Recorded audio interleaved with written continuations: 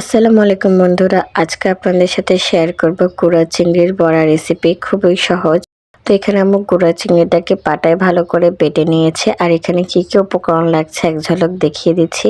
তো আম্মু যে মিশ্রণটা বানিয়েছে, মানে যে পেস্টটা বানিয়েছে চিংড়ি মাছের, সেটার সাথে পেঁয়াজ, কাঁচামরিচ, আদা বাটা, রসুন বাটা, টমেটো, ধনিয়া গুঁড়া, হলুদের গুঁড়া, ধনিয়া পাতা, লাল মরিচের গুঁড়া সবকিছু দিয়ে দিচ্ছে, হলুদের গুঁড়া। তারপর হচ্ছে এখানে এখন দিয়ে দিচ্ছি কর্নফ্লাওয়ার 2 চামচের মতো। তারপর দিয়ে দিল বেসন 2 চামচের মতো।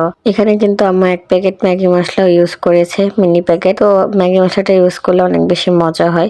তারপর এটাকে আম্মু সাইডে রেখে, মানে এটাকে আম্মু 2 ঘন্টার মতো ম্যারিনেশনে রেখেছিল।